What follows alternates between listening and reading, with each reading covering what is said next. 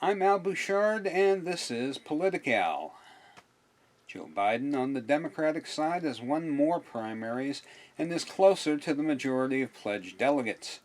Tulsi Gabbard and Elizabeth Warren have made it official, suspending their campaigns for the nomination, and Bernie Sanders is still hanging in there. During the time since my last iteration of this vlog, the novel coronavirus, not a book but a novel or new form, has blown up in China around the town of Wuhan, spread across China, infected most of Europe, with the hardest hit countries to date being Spain and Italy, caused the closing down of India, and has made the governors of several states, including New York, California, and Michigan, to issue shelter-in-place orders. The World Health Organization has declared COVID-19 to be a global pandemic. COVID-19 is affecting everyone from newborn babies to the eldest among us, causing severe respiratory damage to those it doesn't kill outright. The response of the bad administration in Washington has been to reluctantly shut down the stock market, issue an advisory to stay away from crowds of more than 10 people, and wash your hands with soap and water often. This much the CDC has said, at least. The Mandarin cantaloupe, despite assembling a panel of disease experts, whose credentials no one disputes, and assigning Penis Boy Pence as the nominal head of the panel, usurps whatever briefing time the panel has, babbling like a certified idiot, passing out what he thinks, and I use the term under advisement, will calm the public down, minimize the perception of the pandemic, and try to make himself look like a real president.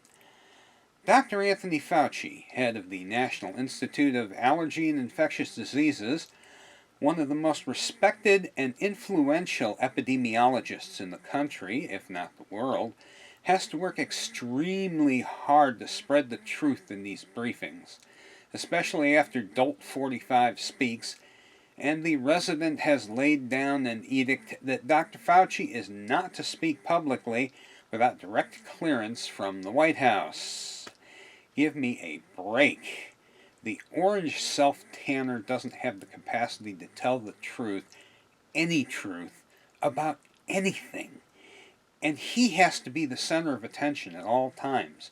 The bride at every wedding, the corpse at every funeral, twere it only so, and lavished with fulsome praise for everything he does like a 1-year-old.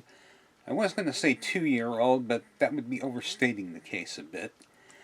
His mental state, if you could call it that, has been deteriorating visibly with every appearance.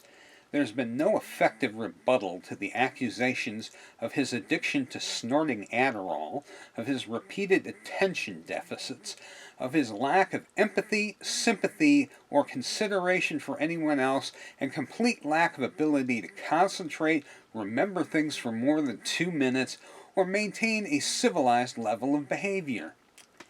People I know, whose opinions I respect, even if I don't agree with them, are frightened that spoiled rump roast may find an excuse to declare martial law, suspend the Constitution, postpone if not outright cancel our next elections, and declare himself president for life or some such falderall.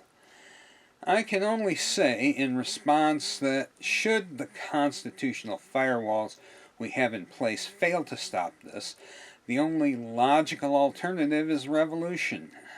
I don't want to see that happen, but if it comes to that, one must follow one's conscience.